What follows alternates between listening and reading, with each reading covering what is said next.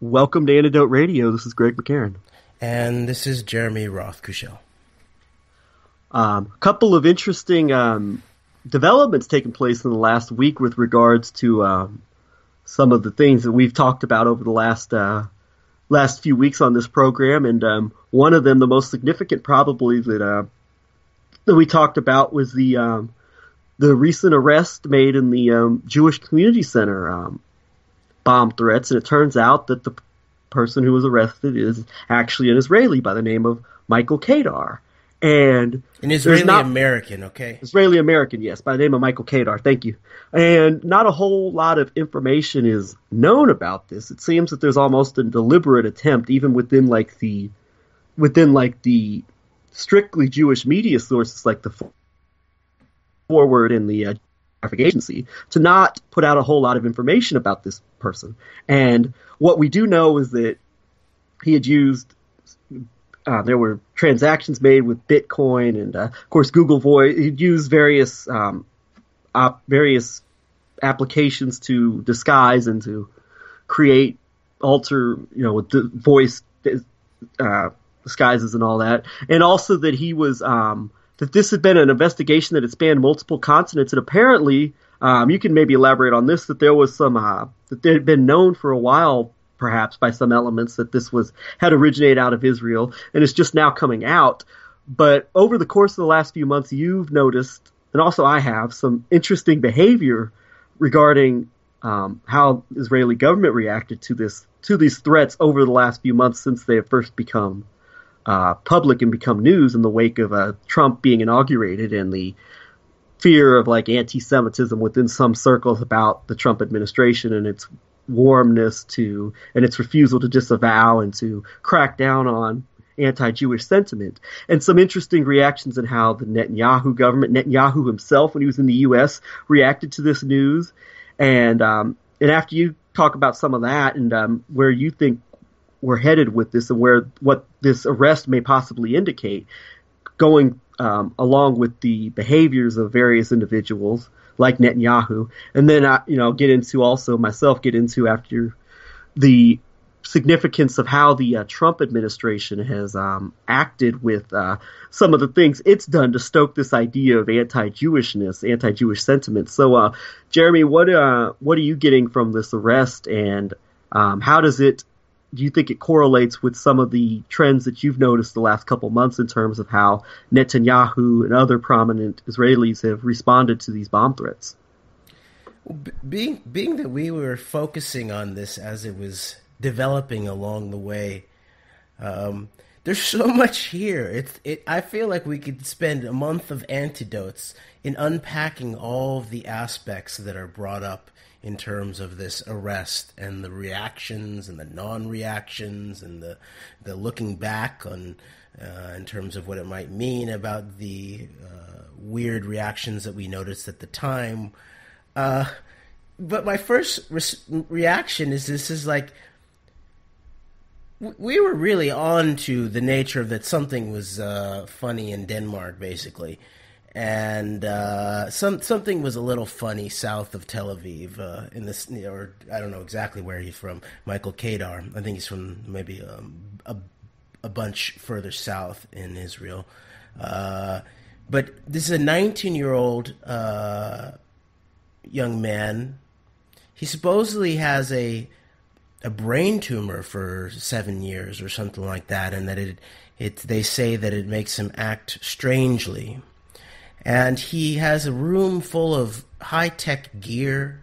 It looks like it's probably pretty valuable, pretty expensive.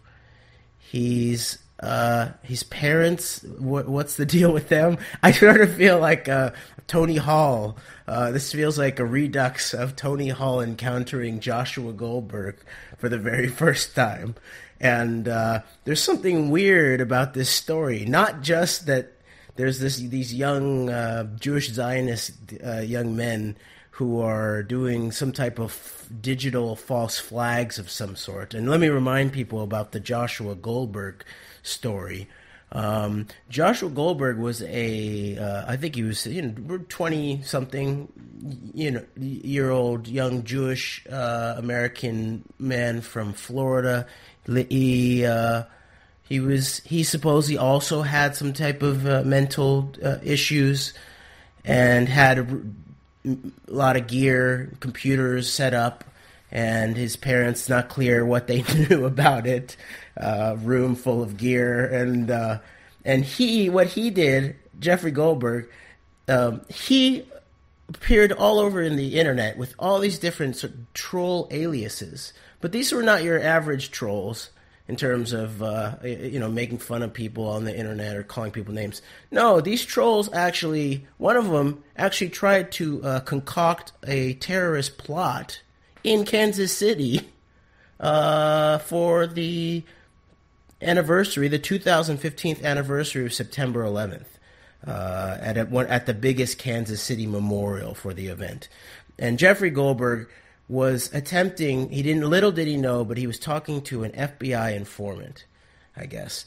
And this alias was something about Aussie Witness, and he was pretending to be an Australian ISIS recruiter of some sort. And he was trying to instigate this FBI informant, who he believed was a student somewhere around here, actually, I believe, probably around Lawrence, Kansas. Maybe he was meant to be at KU, and Jeffrey Goldberg was trying to recruit him and was pushing him. It was we have to teach the kuffar, we got to teach them a lesson. And he's like, do you know how to do these things? I can send you the bomb-making material. And, I'm laughing because this is sort of out of control about how outrageous this is all going on, and I'm glad this got stopped. So that was one of his, and the other thing is he played a key role. He was acknowledged by Rita Katz at Site Intelligence, which is clear ties to Israeli military intelligence, and was just in the news again, I believe, in terms of being the ones who got the first word that the London attack, once again on the 3/22 date, was claimed again by ISIS. And a key point there, by the way, for everybody who only wants to focus on immigration and Islam being the cause and the source of all of these attacks, is that it just happens to be the same usual suspects that both document the attacks, are the first report on it, and who claim responsibility for it. So yes, so that's an interesting scenario there. And so Rita Katz recognized this character that this young Jewish Zionist American man, Jeffrey Goldberg, played as a leader in the digital global ISIS movement. And so that was just one of his aliases. He also had aliases that were posed as some kind of radical feminist. He also had a white supremacist, neo-Nazi type alias. So he had all of his intense reactionary, extremist, potentially terrorist, homegrown radicalization categories covered. Jane Harmon would have rolled him into her briefing in the House if she could have, and she could have covered the entirety of all the threats of domestic homegrown radicalization. And then the other thing about this is that this was very directly tied into the setup against Professor Anthony Hall when he was here in the area, in Kansas City and Lawrence here, and staying at our home. An image was posted on his Facebook page that had the face of the cartoonist, the sort of alt-right cartoonist Ben Garrison, on the head of what the original picture was, basically an Israeli domestic police force, a sort of bald guy, more like a skinhead security kind of guy, grabbing an Orthodox Jewish, maybe pro-settler potentially guy by the neck, So they put the Ben Garrison face on the security force's head, and then put in these words that Ben Garrison, when Professor Anthony Hall contacted him about this image, said that the words, which were genocidal against Jews and vile, and they looked like they were constructed specifically to activate potential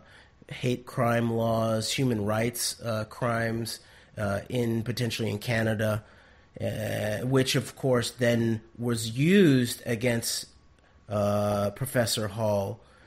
Even though he didn't know this had happened on his page, it had already gotten taken down from his page before he even knew that this had happened. And supposedly Ben Garrison knows that these words were written by this guy Jeffrey Goldberg, and these words are like just everything that the people who dream of the worst kind of anti-Semitism could. It was just the archetype of the worst anti-Semitism you could have. It was basically like the Holocaust didn't happen, but it should have. We need to wipe all of the Jews off the face of the earth because they are vile vermin, or something like that. It was just like it was sort of set up as like the archetype of the anti-Semitic statement, and it was something about the white man oppresses the Jew, or something. It was something like in that realm. And so that is sort of strange that that was what was used to originally paint Professor Hall, which was then taken up by the B'nai B'rith. I can't remember how to pronounce their name. B'nai B'rith in Canada, and used to brutalize his name around the press in Canada, and ultimately lead the charge to get him suspended from his class just a few weeks into the new semester.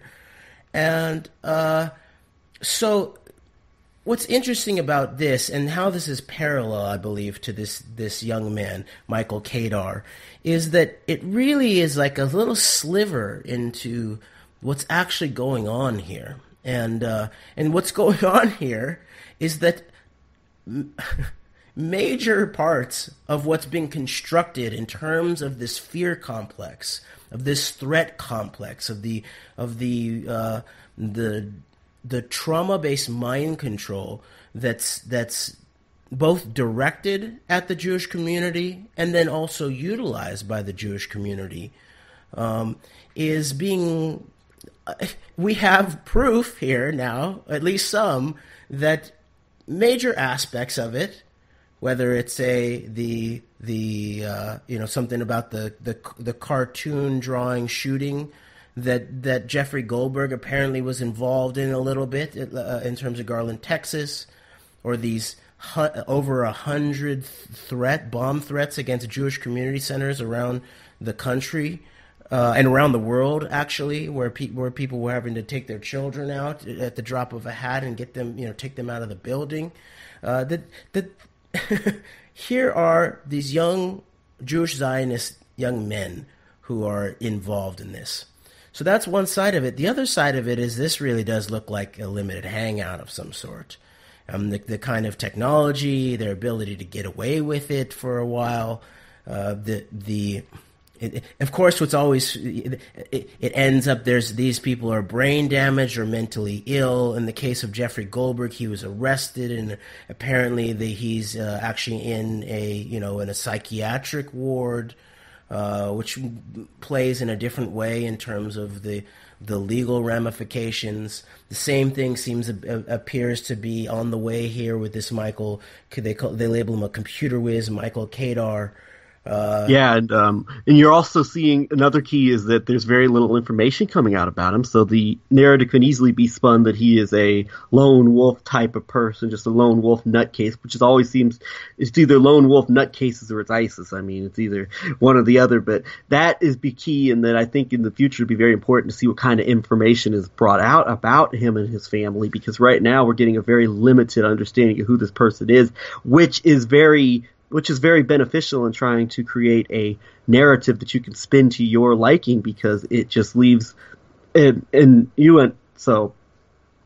Yes, and I mean, for especially for like a lot of like maybe the sort of moderate, liberal type Jewish American Zionists, and who were actually at some of these Jewish community centers, who were subject to these bomb threats, and there was this aura built up of that there's an amassing army of neo-Nazis at the door, and they're right around the corner, and they're about to kick down your own grandmother's gravestone, and then after that they're on their way to set up, to blow up your Jewish community center, and that was the sort of the vibe that was being created, that this was indicative. Of course, it was tied to the rise of Trump, right, and that the environment, the political environment that was created by the rise of Trump, had led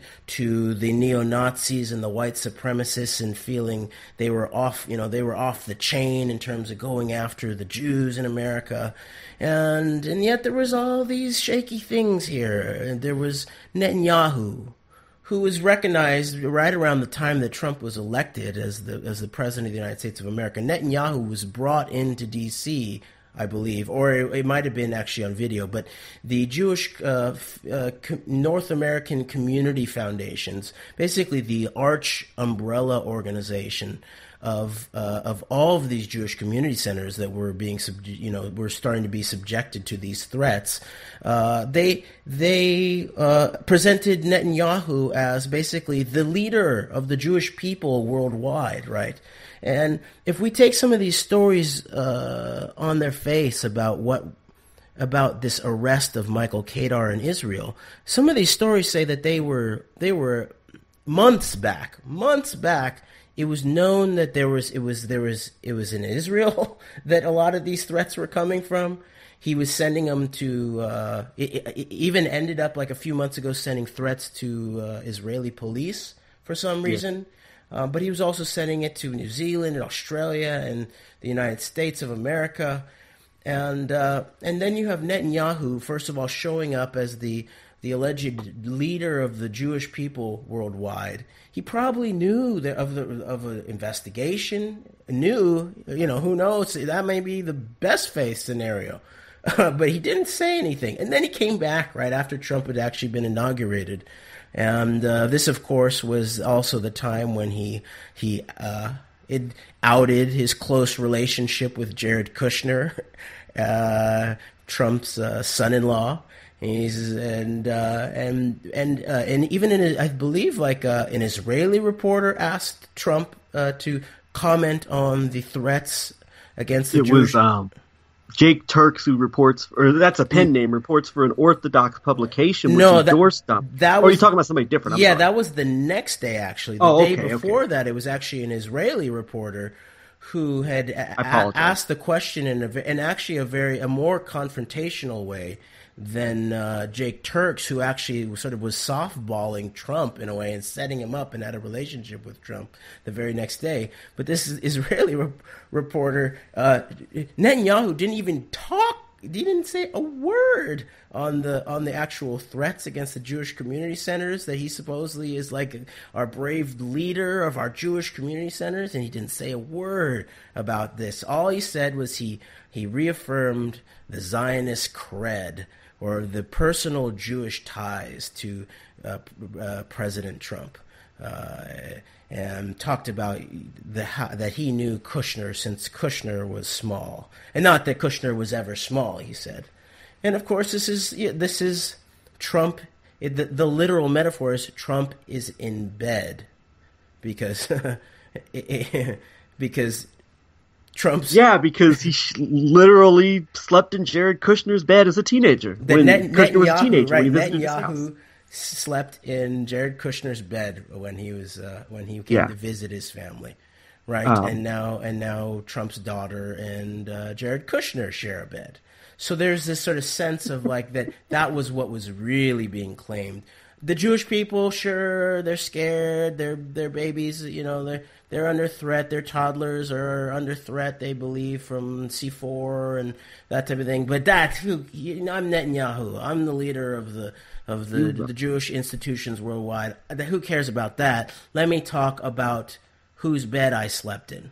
Let me tell you about the relationships with this Trump guy. Is he going to be good for settlements? Is he going? So the cynicism of all of that was blatant, and it wasn't until Netanyahu actually got to Australia that he made a big deal out of it, and he's put on a performance similar like he did after Charlie Hebdo in Paris, where he insisted on coming to Paris and leading a very showy, stage-managed march in basically an empty street with some actors and some leaders, so many of them who asked him not to come, and then told the Jews of France that it was time to start leaving France because they were increasingly going to be under threat and needed to come home to the Jewish homeland. And so he made a similar type of move in Australia, after having not said anything in the United States of America,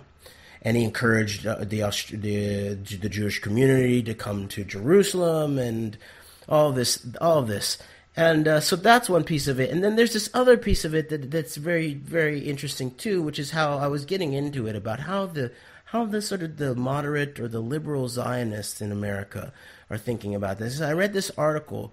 And it was basically, this sort of sweet-sounding Jewish woman whose reaction to the threats at the time in her local Jewish community center was to create arts and crafts, and was to sort of lead a knitting expedition of hearts that to sort of try to create a situation of where love was being represented amidst the fear. Sounds like a sweet response. She wasn't trying to say, we need to bring in facial recognition software. We need to, hunker down. We need to blame Palestinians. We need to construct, a burgeoning genteel threat that's at the door or something like that. No, she's just like, all right, let's try to focus on love. But when she was told by her neighbor, who she mentioned in the article was Catholic, I think, of a Catholic background, and her neighbor said, they caught the guy who's been doing all these threats against your community centers. And she says, she's like, he's an Israeli Jewish guy. And then the Jewish woman writing the article, she was like, huh. And her neighbor, the Catholic woman, is like, I thought you'd be excited. That you don't have to live under threat anymore. They caught the guy. It was a hoax, and the guy was caught. And then the Jewish woman writing said, "Well, I just sort of became really ashamed of what are they gonna think of us now." So I imagine she basically sort of tried to explain that it was like all of the sort of things that you privately think in your head in terms of like what are the Gentiles going to think of us and these types of things. And what was interesting about it was there was a sense of like, no, it would have been better if it were like there were an actual real threat like some people had been imagining. And that it had been an American group of, white neo-Nazis that were on the way. At least it wouldn't have reflected badly on the Jewish community. That we have bad apples too. And so exposed in that too is what, many people have noticed. Many Jewish people, and especially Jews of conscience, I would say, have noticed the nature, the sort of exceptionalism or the chosenness mentality and how it plays out in a way of a certain a weaponized innocence or a weaponized naivete in terms of like, now we're going to be seen as just like other people. And by that, it doesn't mean just as good. It means just as bad. And I think you're picking up on a very important point there when you say that, because what Netanyahu with the response to this, which is very similar to the response to Charlie Hebdo, what it does, it seems to be, is it's playing a dual, it's picking up dually on psychological fears, real fears that many Jewish people have of, anti-Semitism and anti-Jewish sentiment, that they have been in many ways kind of programmed to have in them, that the entire world is against them and that everybody's out to get them based on their history. And also you're getting in there a perceived that this also is getting at the pride of many Jewish people who just want to believe that, you want to believe in the moral, in some ways you might call it moral superiority of their people, and that the idea that on one hand we're fearful the rest of the world is doing this to us, but also that it's playing on a pride that we can't be responsible for something like this. So this is, in many ways, we've described this before, it's just much like what we've described with manipulation of other groups, like how the alt-right is also being manipulated with this whole thing. We can get into that in a few minutes, but psychologically and emotionally, this is really messing with the typical average Jewish person in a number of ways, it seems like. Yes, for sure. I mean, because really, when you think about it, this is why I think I call it weaponized naivete, or it's like a weaponized exceptionalism that leads to one's own naive innocence about one's own people's history or ability to do bad acts, or to be engaged in wicked behavior, right? I mean, so really, and to me, this type of thing should be like the final straw for the liberal Zionists in North America to start looking at who actually benefits from a lot of the threats of anti-Semitism. And a lot of this is out in the open. So it's really all it is a willingness to look at history, a willingness to look at one's own people's history in the mirror. And I've been dealing with a lot of these thoughts too in relationship to this Kansas City library arrest case, in a way, and sort of searching through with how darkly ironic it is that it was Shimon Peres who was the video greeting and acknowledgement of the event and the honoring of Dennis Ross in the beginning of that event that we went to.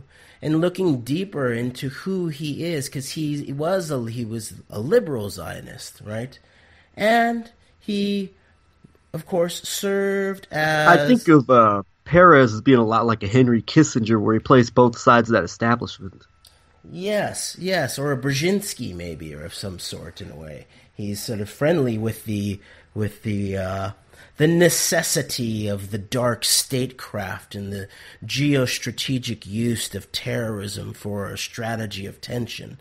And of course, the liberal Zionists led the way for a long time in Israel, but there was a split amongst them even early on, like the second prime minister, I believe, Moshe Sharett, who was the prime minister when the what was named the Lavon Affair, Operation Susanna, was caught, which was some aspect of Israeli intelligence. There was some debate about whether it was Amman, meaning I believe it was military intelligence, and Mossad, more like CIA type of intelligence, were arguing about whose operation it was. But what the operation was it was a long-term cell of Egyptian Jews that had been managed, handled, and recruited by an Israeli intelligence guy pretending to be a British agent of some sort. That's how he got into the country, I guess. And then the plan, and they did some of this stuff, was to blow up American libraries in Cairo and Alexandria, and British installations and post offices and stuff like that. And so then when looking back on it, and Perez admits that he was in the room when these kind of ideas were coming up and thinking about it, and he claims that he was, leaned against it. But he probably knew. And also, more importantly, Sharett at the time identified him with the Dayan, this crew that included Ben Gurion, I believe, that believed they had to threaten the West with terrorism in order to get the West to do what they wanted the West to do. And the Moshe Sharett believed that the only way that they were going to get the West to support them was to not violate what he called the moral sense of the West, and not operate like it was the law of the jungle, and it was just sort of use force and scare people. And Charette also exposed that the West could get sucked in, because there would be this mutual compromise and blackmail, and then the West would the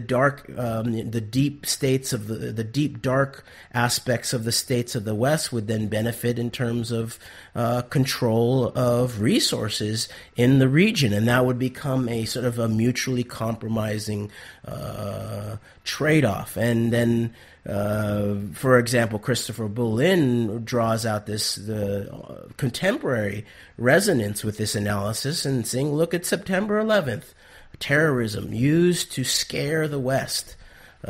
Manufactured terrorism to scare the West into doing what Israel wanted it to do. And of course, it's not as simplistic as just what Israel wanted it to do. And so Boulin points this out. The positive collateral, the collateral construction is the deep states of the West beginning to control the drug trade in Afghanistan, for example, and energy politics and bases and these types of things, the type of things that the Kissingers and the Brzezinski types are really interested in.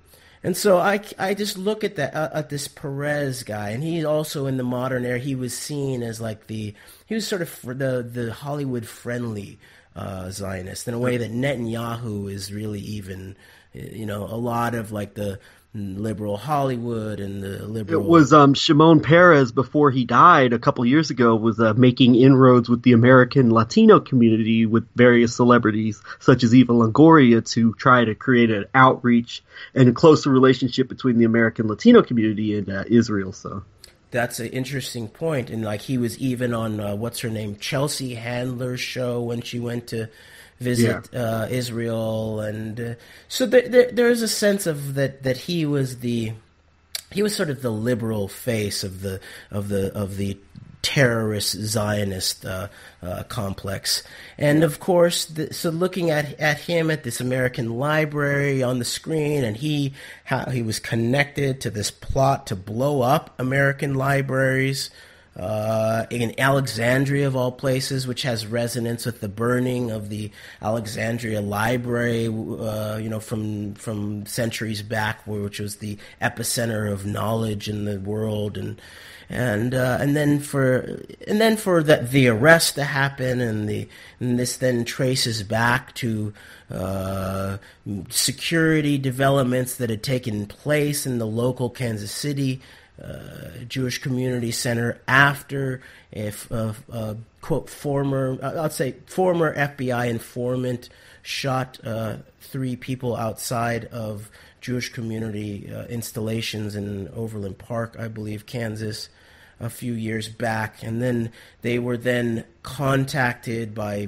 aspects of Homeland Security, and then this sort of privatized Jewish Homeland Security, which is actually how it was described literally at that same North American Jewish Federation gathering that featured Benjamin Netanyahu. It was said, our Jewish Homeland Security scans secure community networks. This was brought in. It looks like that the entirety of this Jewish Federation network in North America has contracted in terms of identity management software with a biometric technology company straight out of Palestinian checkpoints developed by a high-level commander in Israeli military intelligence.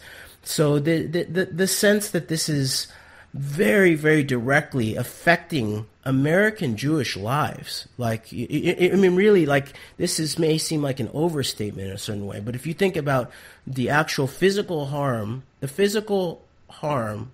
from these threats that were done by it's allegedly done by this young Jewish man in Israel over the months, which, as far as I have heard, there was actually no actual physical damage at all to anybody, tons of psychological warfare implications, tons of emotional trauma implications, tons of propaganda work by the ADL, which we can touch on after this, which really in many ways exposes them and discredits them for any, Zionist sympathetic person being honest at this point. Yes. But meanwhile, a self-identified Jewish American man in an American library trying to talk about the history of terrorism that negatively impacted also Jewish people in relationship to the Jewish state I had a bruise on my arm. It was minimal compared to what Palestinians suffer. It was minimal even compared to what the librarian who stood up to do his job and stood up for the core fundamental principles of the First Amendment suffered in terms of damage to his knee. But that to me it's very instructive about the way that this actually plays out. Both of the guys who were involved in the arrest at the Kansas City Public Library had recently been to Israel. It's definitely showing up in the arresting officer's mind state that he came up with the idea that sort of activists who claim that they're Jewish but speak in a way that seems to be against the powers that be in the Israeli government, so they're probably not even Jewish. And they're probably anti-Jewish. Just because I said that I don't think Jews or Americans should be killed by their governments in service of a geopolitical cause. I mean, that's a pretty milquetoast statement. It's hard to disagree with that. So it's really about the nature of historical facticity that's at play here. And so I would ask the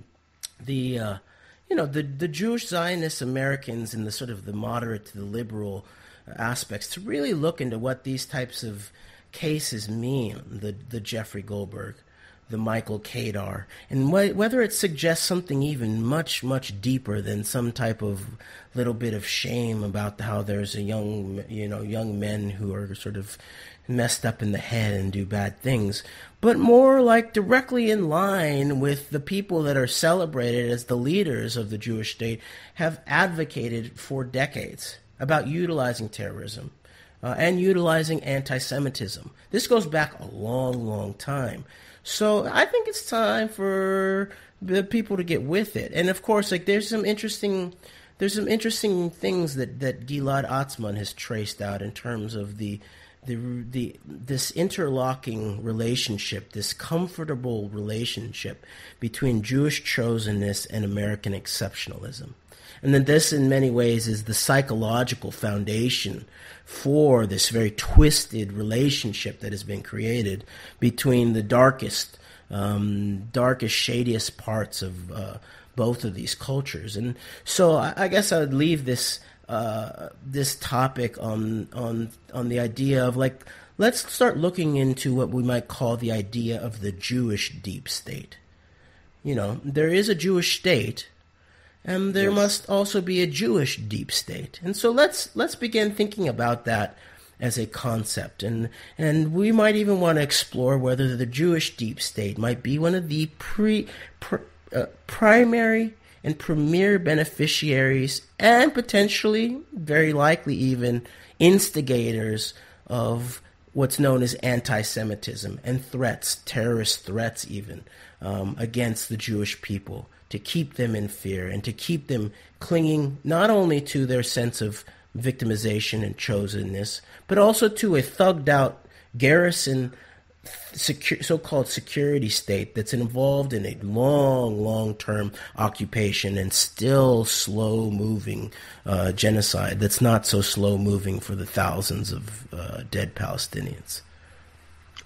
So true, and you made a number of important points, and I think the last one you made a couple of important points. First one, we're seeing with the psychological operation of this going all the way back, of course, to Charlie Hebdo, which also, ironically enough, for some of you on the alt-right, or some people who may be more sympathetic with the so-called populist movement arising here in the West, of course, the Charlie Hebdo, the Netanyahu's playing off of that to encourage Jews to move back to Israel, and playing off the fears of terrorism and the imminent constant threat of extremist terrorism also coincided with the rise of these very Israel-friendly populists who have risen up in throughout Europe. So that's something to take into consideration. But we're also seeing the continuation of just a classic psychological operation of just how I think the biggest effects of terrorism or of like the fear of terrorism are much more psychological and emotional than they are physical. And we've seen this with the response to, of course,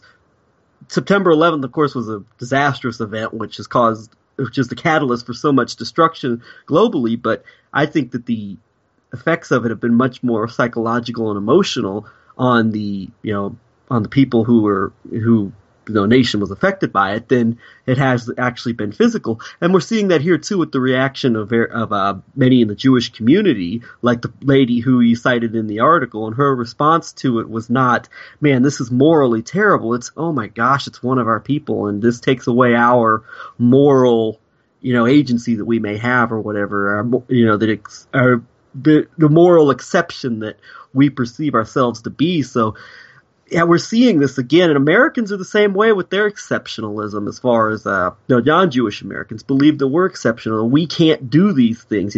Many Americans will shut down the idea of the fact that we could be guilty of all of these horrific crimes in places like Iraq or our military could be, because Americans just don't do that. We don't need to see the evidence, but we know in our hearts, we know inherently that we don't do that, and we're not capable of that. And we're seeing the same thing play out here. I think it's great that you elaborated on that and explained that mentality and mindset, because it exists in so many places, and with the Jewish mindset, it's no different.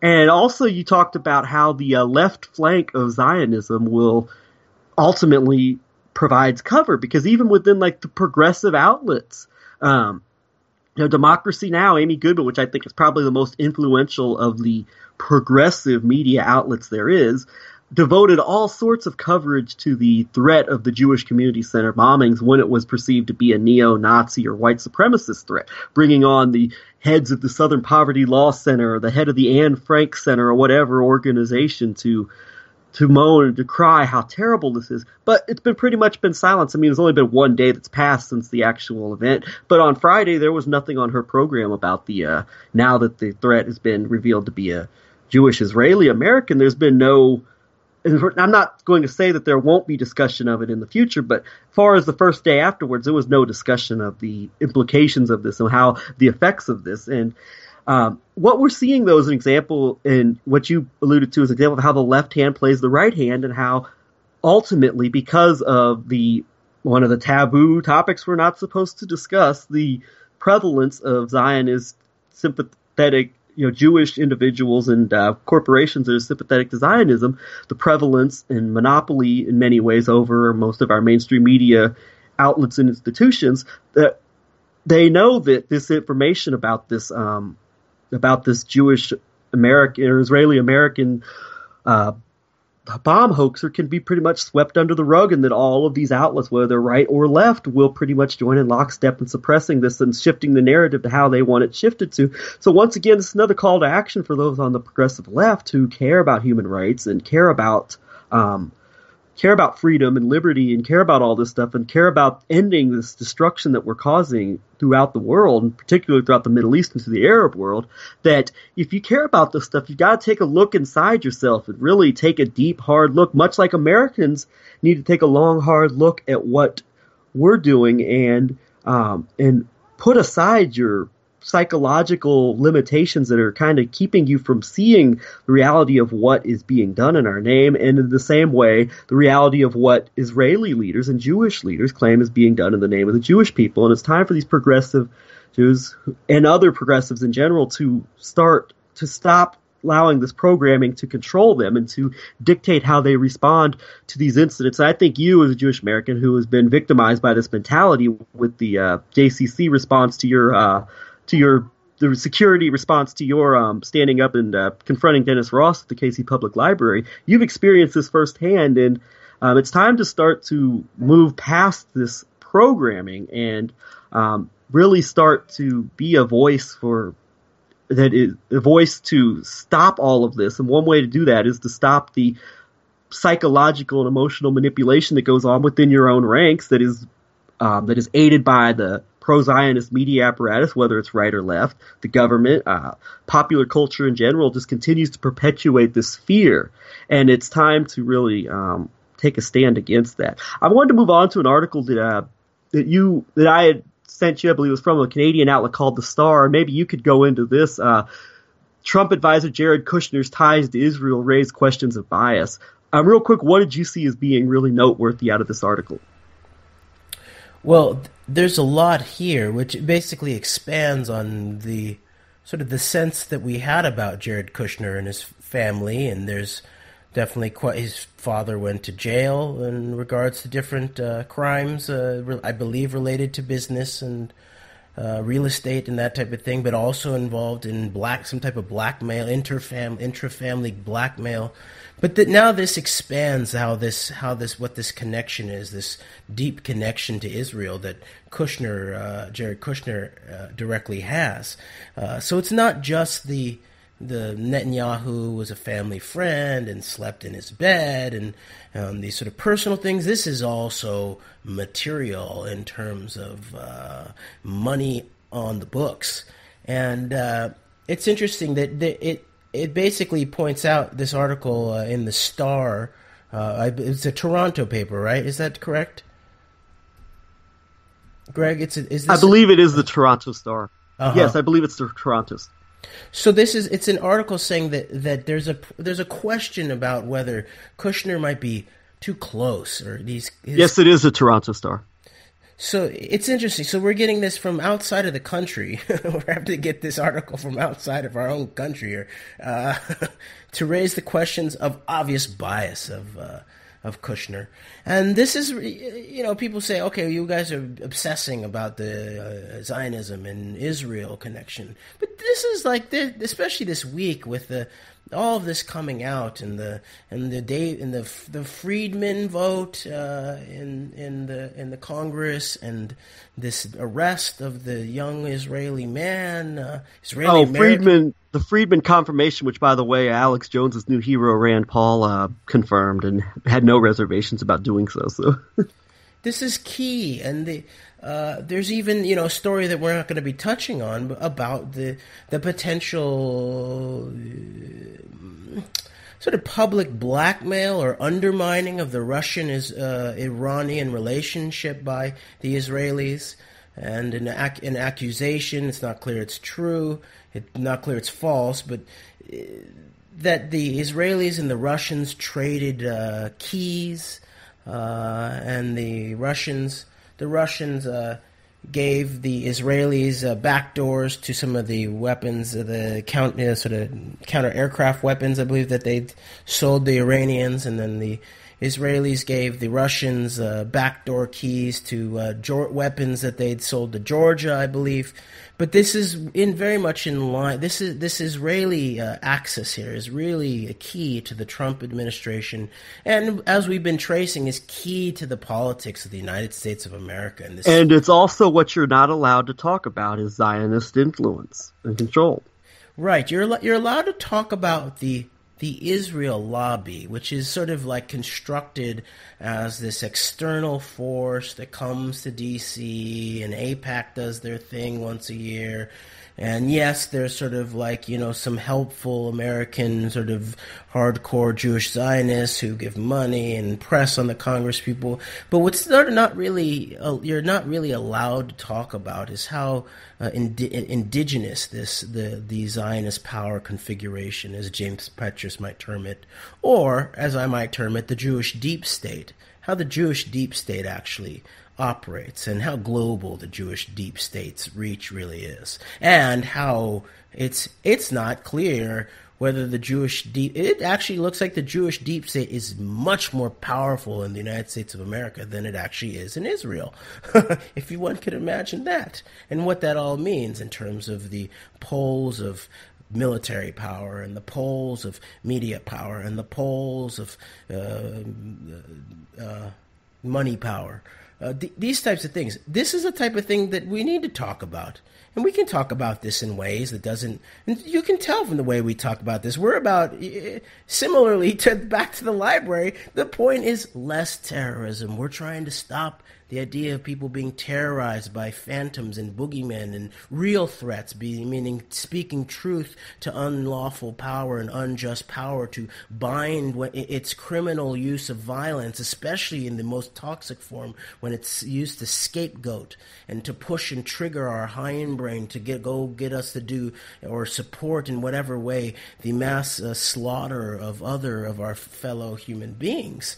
So this is, and of course, this is also tied to the psychological rubber meeting the road of our political situation in this country. So back to this article about Kushner. It also says that Kushner is one of his lawyers who gives him advice about some of his ethics issues, or I forget what you call, in terms of relations with emolument clauses and that type of thing, in his position in the Trump administration, is Jamie Gorelick, who I believe is a Democratic operative and was on the 9/11 Commission. So that's sort of interesting. There's also this connection to this the Harel company. I haven't looked in the background there. That does sound like a key Mossad figure. Isser Harel. Again, Christopher Bolin has done some serious analysis of who Isser Harel is. I don't know if this is related, but this is big. We're talking about some big money here, many billions of dollars, and there's some insurance companies going on here. And then Jamie Gorelick, by the way. Go for it. Oh, Jamie Gorelick, by the way, was the Deputy Attorney General from 94 to 97, and he was one of the co-authors, one of the co-authors of the 9/11 Commission report. So, yeah, now is recently represented Jared Kushner. So, yeah, so I would go back to what I said on the first thing I said when I called into Alex Jones during the transition period between the Trump election and the Trump inauguration, and basically, like, if we would like to make Trump an asset of the Republic and not a tool of vulture billionaires, the military-industrial complex, and the Zionist power configuration, then you need to start telling the truth about Zionist power in the United States of America. And then I went on to talk about how Trump is surrounded by this Netanyahu faction who are tied materially and directly into September 11th. And so here we have more evidence that the cover-up is tied in directly to Kushner. And then one last thing that I noticed in this article that's interesting is that there's also this Kushner companies also have confirmed to have a, quote, long-standing relationship, unquote, with two major Israeli banks, Bank Hapoalim and Bank Leumi. And I just note to people who might have seen the False Flag Weekly News that Greg and I helped host a few weeks ago, where we brought up the idea, the fact that the originator of the now American Showtime series Homeland, which Obama recognizes like his favorite show, that's based on an Israeli show, and the originator still recognized, to this day and every week in terms of these Homeland shows, is the son of who was the head of Bank Leumi, the Gideon Roth. And Bank Leumi, go look at the background of that. That are major importance in Israel and also in relationship to the foundation, I believe. Makes you wonder what their connection is to Alpha Bank, the Russian-Israeli bank that has been one of the keys in the whole Russian, financing and meddling, or whatever you want to call it, in the election as well. So that's something to look into.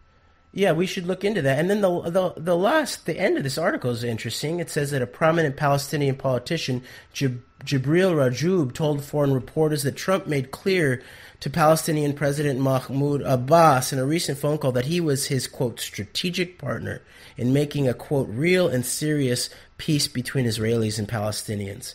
And then Rajoub replied, there is very, very positive progress. So, at the same time as we are noting all of this, let's just acknowledge that this has been said by a prominent politician. I don't know who this man is and which interests in Palestine he actually represents, but there was this idea of the first statement that Trump actually made in the campaign about Israel and Palestine was a statement about how he wanted to be. It sounded like he wanted to be a fair and honest broker. That's what got a lot of the anti-Zionist wing behind Trump, was the hope that he would, combined with the media rhetoric about him and combined with some of the things he was saying about September 11th and the Bush family, and also some of the more right-wing meat and potato statements about like immigration and things of that nature. That's one of the keys that got many people behind Trump, was his comment about, I'm going to be a neutral broker on Israel-Palestine. Yes, and so the question is, what kind of broker does Donald Trump really want to be? And of course, it seems like he gets fed by being seen as a man who makes things happen, as a man who makes deals that were impossible happen. And at the same time, we have a history with people like Dennis Ross, who was also, a great strategic partner for the so-called peace process, and he was known by the Palestinians as Israel's lawyer. Aaron David Miller said that. Yeah. So right, there you go. So we have to keep an eye on this, and with all these connections of Trump directly to Netanyahu, and I think you pointed out that like of all of the people that supported Netanyahu's last election publicly, Trump was the only non-Jewish person, maybe. There may have been another one or two, but he was the one who stuck out to me. I didn't notice any other non-Jewish names, people who I know are not Jewish, but it stuck out to me like because we continually get this rhetoric fed to us that Trump's going to be the guy who's going to bring down who's going to rein in the Zionists. And it's like, really? I mean, this kind of goes contrary to that. But. And I guess I'll just make one last comment, and I guess we're sort of heading towards the end of this week's antidote. But, I'm not a monolith in terms of the way I think about what might be happening here. And it's clear that things are erupting and things are moving and things are changing. And to sort of think that we have everything and everybody in a box and not be willing to shift and not be willing to acknowledge that things are happening would be silly. And so, it's very obvious that there are deep Pentagon forces behind Trump of some sort. And my understanding is that there's deep black technology that's been hidden within the U.S. deep state. 6,000 something patents that have been suppressed, and some of them energy, some of them health-wise. And you can imagine that there's some sane people at high levels in some of the governments around the world that believe we should bring prosperity to the entirety of the world if we can do it, rather than just enact a weaponized money system and extractive fuel companies and sort of cultist nut jobs who want to control power forever. So who knows? Trump may be, it may be that what I said could be the case. Like, it really depends on what people on the inside do. It depends on what we, the people outside, understand and do. And so let's keep the ball moving by understanding the playing field, but understand that the playing field changes as we move forward. Exactly. We are out of time. So keep it fact-based. Keep it focused on possibility. Antidote out.